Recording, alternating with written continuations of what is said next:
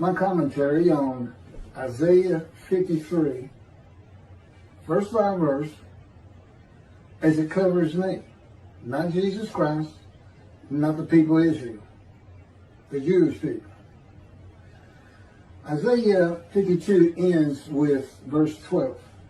Isaiah 52, 13, 14, and 15 is a completely new chapter.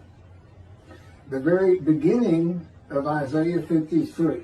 In other words, Isaiah 52, and there are many references there to the servant, the Jewish people, as God often and quite frankly always refers to them. He never refers to them as his righteous servant. Ezekiel 2 ends at verse 12. Picking up with 52 verse 13 is really starting Isaiah 53 verse 1. It just got divided improperly. There's a lot to that, and I have it in my book.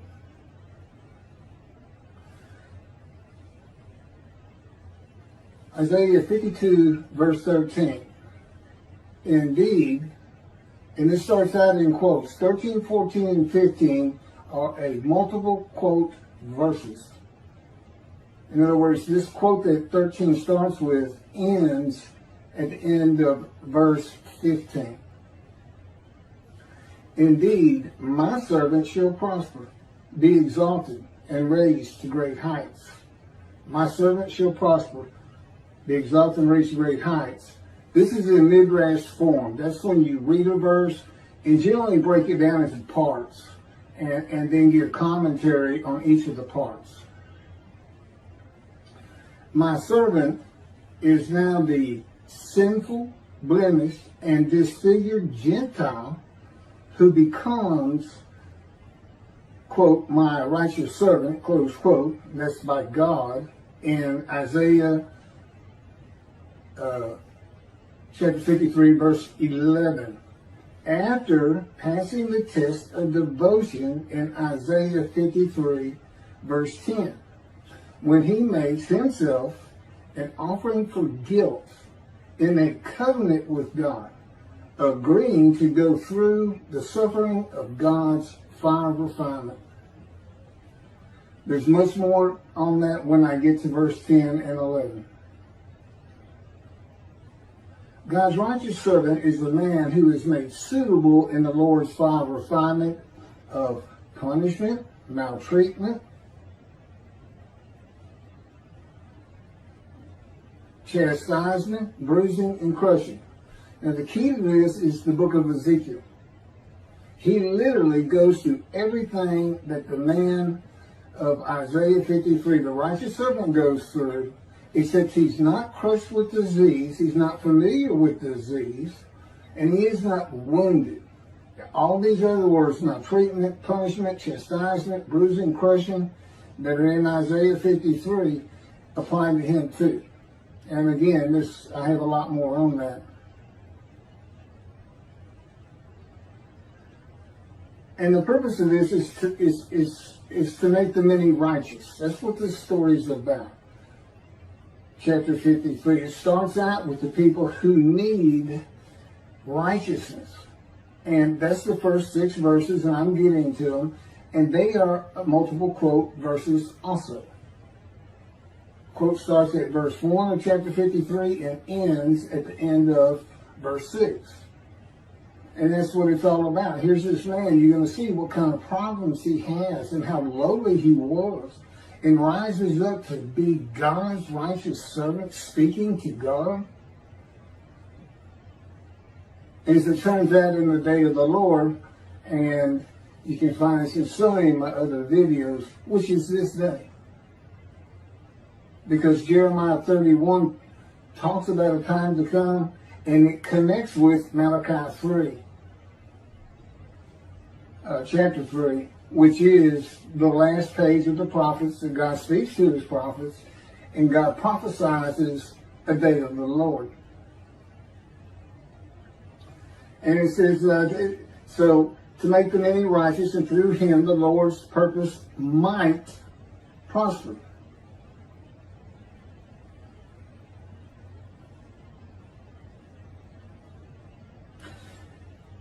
in the day of the Lord, there are 4 men to come. This is the only unfulfilled prophecies of God himself.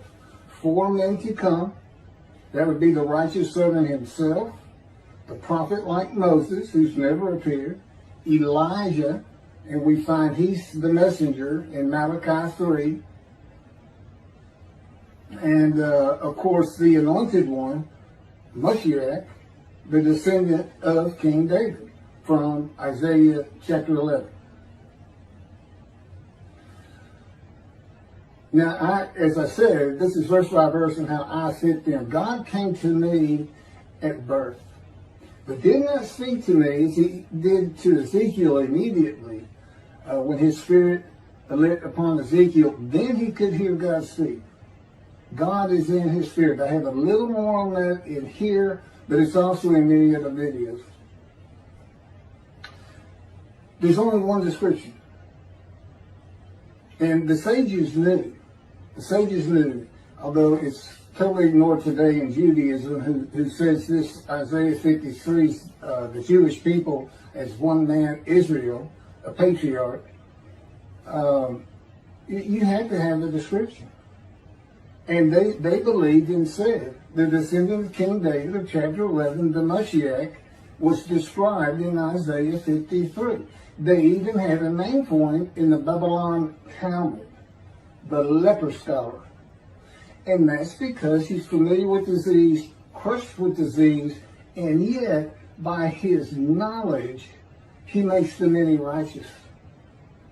Not by his death, not by his blood, not by crucifixion, by his long life. And again, it starts out with the first 6 verses where we see there are people suffering a sickness. And I'll get to that in just a second. So I, the righteous servant Elijah, though my name is Keith, clear the way for the building of the 3rd temple. Because God says in Malachi verse 1, chapter 3, behold, I am sending my messenger to clear the way before me, and the Lord whom you seek shall come to his temple suddenly. So the purpose of God that's not stated in Isaiah 53, it just is a purpose that might prosper, is returning to his temple, which means it has to be rebuilt. So when his messenger is clearing the way for him, it's clearing the way for the rebuilding of the 3rd temple of God.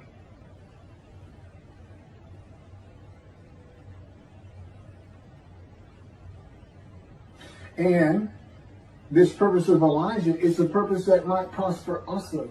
See, that's the connection. Elijah is supposed to draw the families of the Jewish people back together and do it through Judaism. He is to make them righteous. What is the man of Isaiah 53 called? God's righteous servant, the teacher of righteousness. And for what? A purpose of God that might prosper. Which is what? Building a 3rd temple. And God says, if Elijah is not successful, when I do come, I'm coming with utter destruction. I'm going to strike the land with utter destruction. That's how serious it is to be able to find Elijah. And that's why you have to have a description.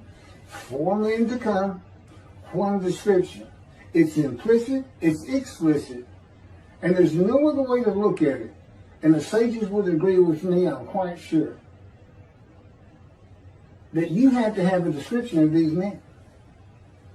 The things I hear on the internet, on YouTube, from the rabbis who talk about Moshiach, and when he gets there and people ask them, how do we know he's here?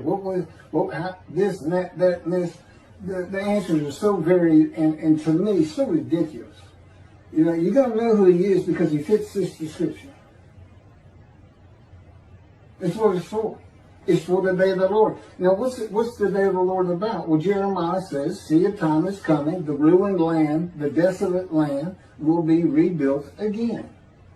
The cities restored, Jerusalem rebuilt to a size greater than antiquity, which it is today. The land shall bloom again. This all started in 1948. See, your time is coming. I'll make a new covenant with you. Not like the covenant I made with your fathers out of Egypt.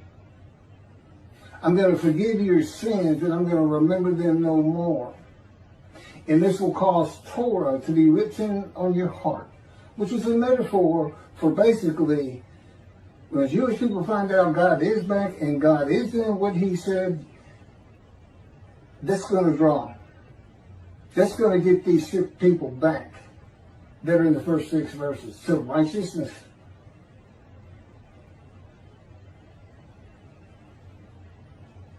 So there's a new covenant. So we look at Jeremiah, you got these 3 seed time is coming, and you say, okay, well that's today. Because the land blooms again, Jerusalem's rebuilt, so the new covenant has to be here. What do we know about that? Who's going to deliver it? Well, you ask yourself, who delivered the first one? Moses. Who's supposed to come? A prophet like Moses. Well, what about the covenant itself? What else do we know about it? Malachi 3 verse 1. I'm sending my messenger to clear the way before me, and I shall return to my temple suddenly. And the angel of the covenant that you desire is already on the way. It's the day of the Lord. That's what ties the two together. And you got to have a prophet like Moses. You got to have you have to be able to describe a man who's a prophet of God. That's number one. And then he has to be able to do the things Moses did, which primarily is write the Torah. The Jewish people haven't been in bondage since the Israelites left in the Exodus. So that's not the issue. And a man who can talk to God face to face, friend to friend. So this is what we're looking for. This is what everybody should have been looking for from the beginning. But particularly after the lands have become desolate and restored as they are today, which did not happen with the Assyrian Babylon exiles when they returned. They couldn't even go in to the northern kingdom because it was inhabited by Gentiles. That's another story too. But they didn't revive all of Israel as it is today.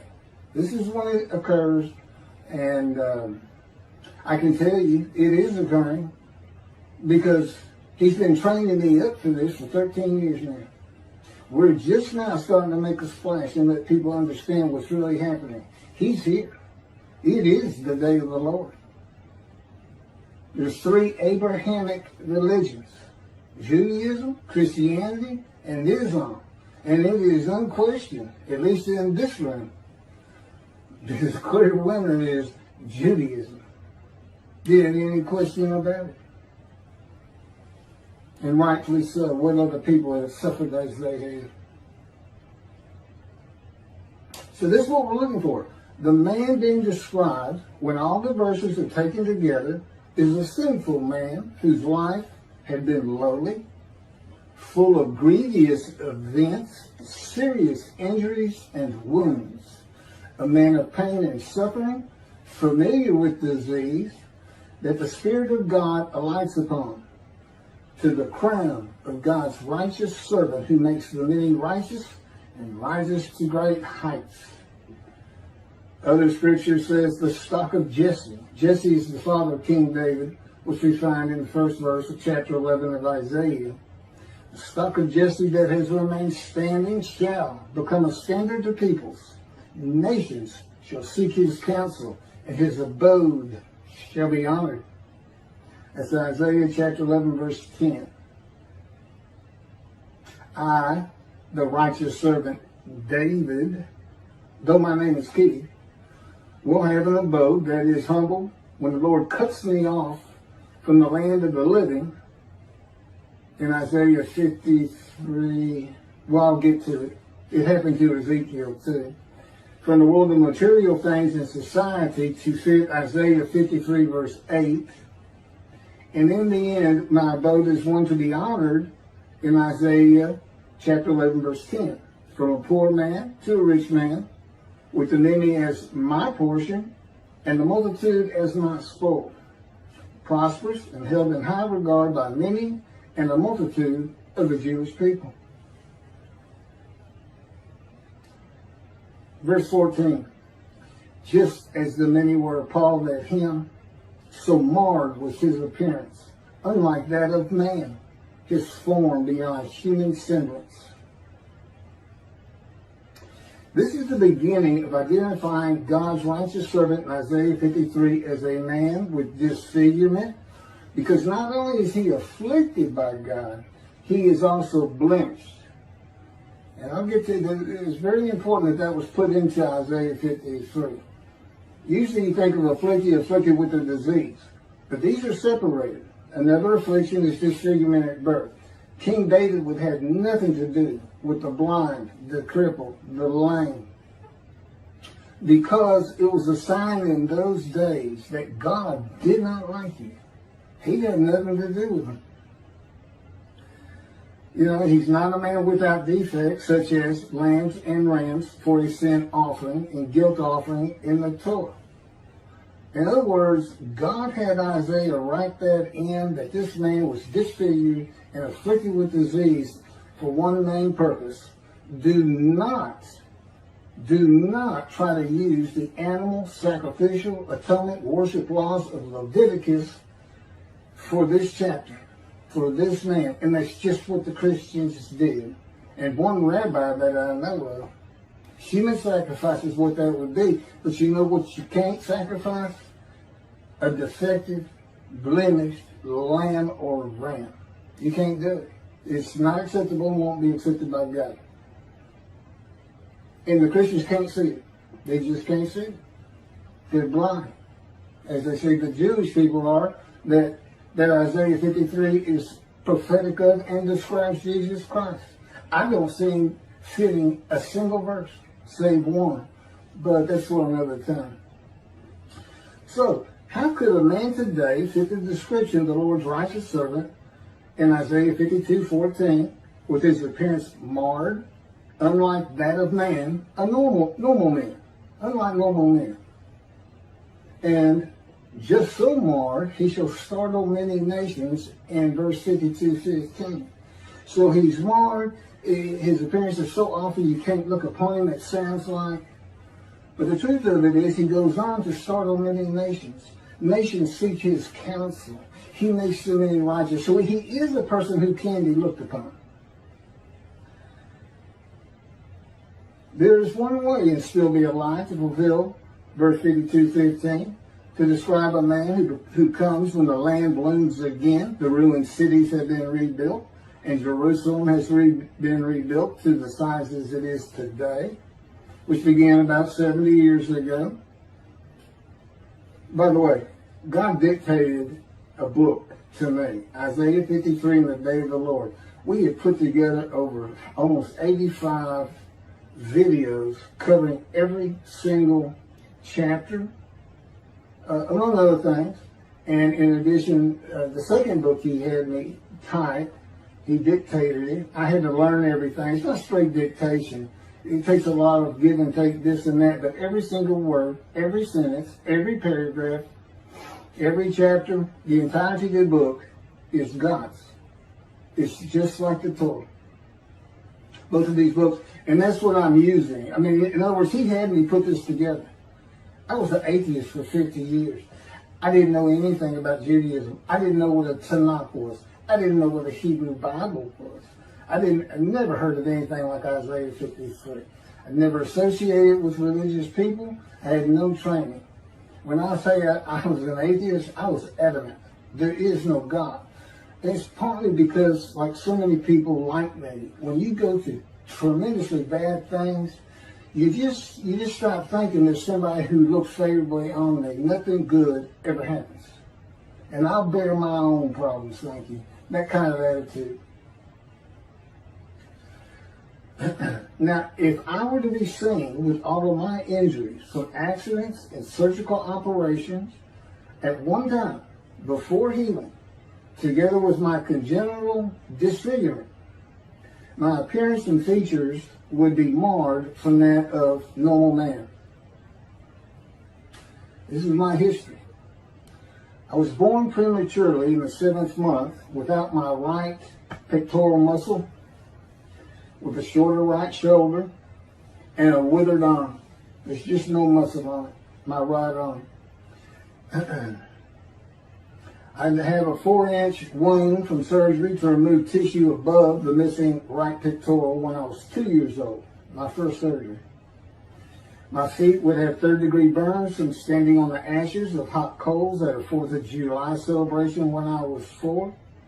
My right knee would be a gaping wound from being impaled upon a broken glass bottle, Coca-Cola bottle. They almost took that leg off. They didn't think I'd ever be able to use it. But you would say a miracle happened. One particular doctor who could repair it walked by that hospital door, and my mom actually knew it. He had repaired my great-grandmother's hip that she broke when she was about 90 years old. And this is back in the early 1960s. So the medicine wasn't near as advanced as it is today. But anyway, he saved my leg. My left knee would be sliced open from broken glass. I crawled over playing a game when I was 11. My 2 front teeth would be gone, knocked out by a telephone receiver when I was 12. Each foot would be pierced twice with nails. Were they 16? I stepped on at a construction site when I was 17. That's a funny story. They went through my shoes and came up through the top.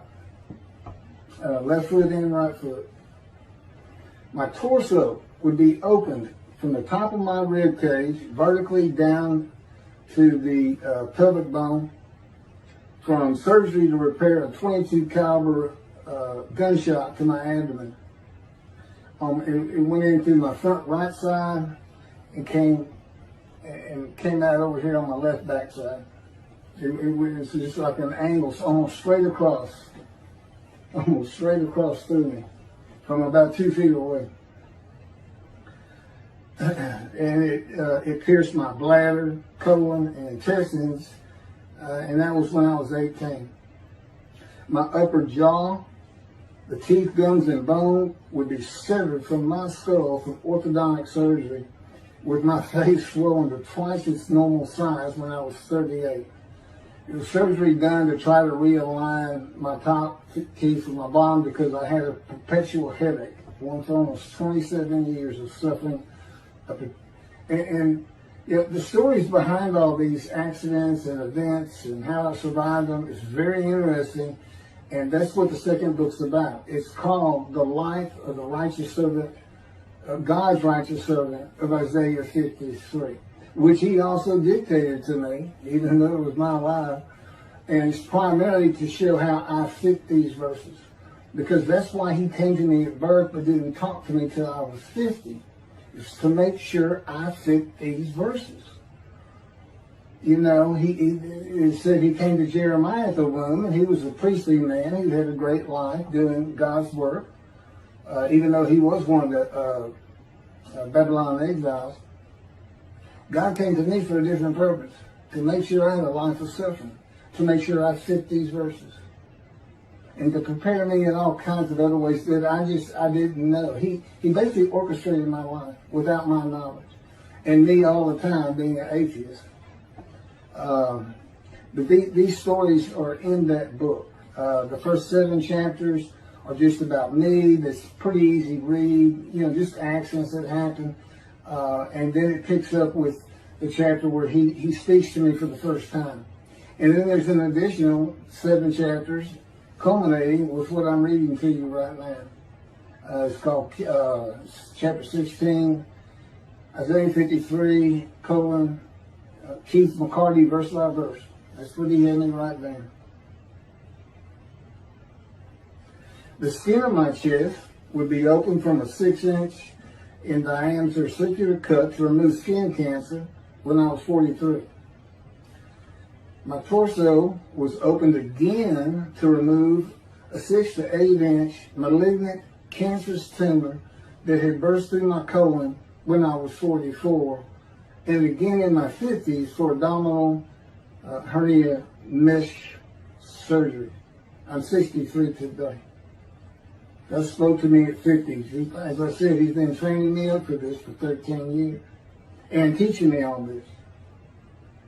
My left hand would be broken from a fall on a tennis court when I was 28 and broken again walking on stones in a creek when I was 55. My ankles would be bruised and swollen from severe sprains while playing basketball and running at various ages. My chin would be lacerated from striking a wall at the end of a foot race when I was 21, and I would be covered with the childhood diseases of measles and mumps. Now, if you could just imagine all that at one time, before healing, it's kind of like the Passion of the Christ. They say he fits all these things. He had nails in his hands and his feet, and he had been whipped. I'm sure his back was lacerated. But in any event, this man's supposed to live. This is how a man could fit the description of Lord's righteous servant in Isaiah 52:14, and just so he shall startle many nations. Kings shall be silenced because of him, for they shall see what has not been told them, shall behold what they never have heard. So that's Isaiah 52:15. And I can promise you, Judaism, the rabbis, Christians, these are things they had never been told, and behold what they have never heard. That's what this is. And, despite this language being in here, and God put it in here for a reason, had Isaiah write it, just as he has me write, just as he had Moses write. That's how the book came together, the Hebrew Bible. He had it all written, not just the Torah.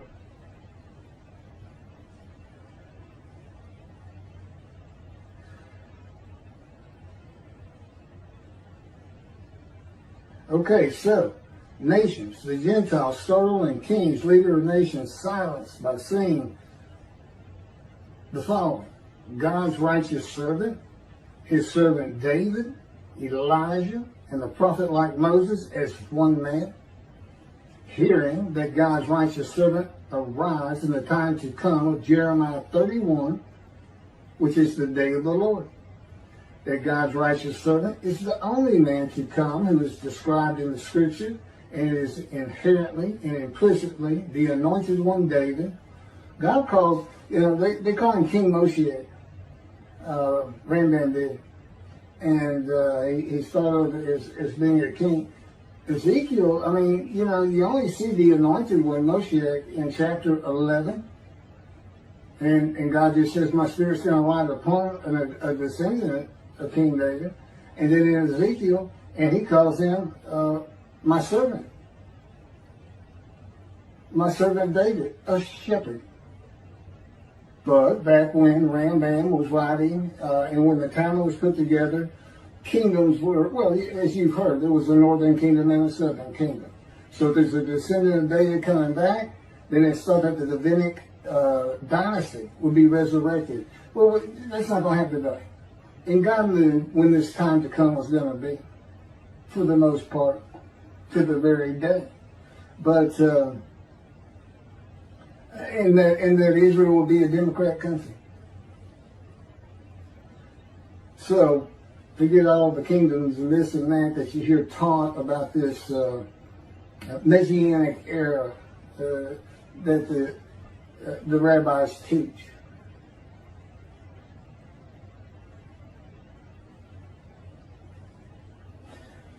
That the Jewish people throughout the world are forgiven by God of all their iniquities and sin by God's written word in the day of the Lord. That's under the new covenant. The Christians aren't going to believe it because they took that new covenant. No, they didn't take it. They said it's been abolished. It's obsolete. We have a newer covenant, and that's Jesus Christ. That's the only way you can find righteousness is through faith in Jesus and the resurrection. You can't be righteous under the law.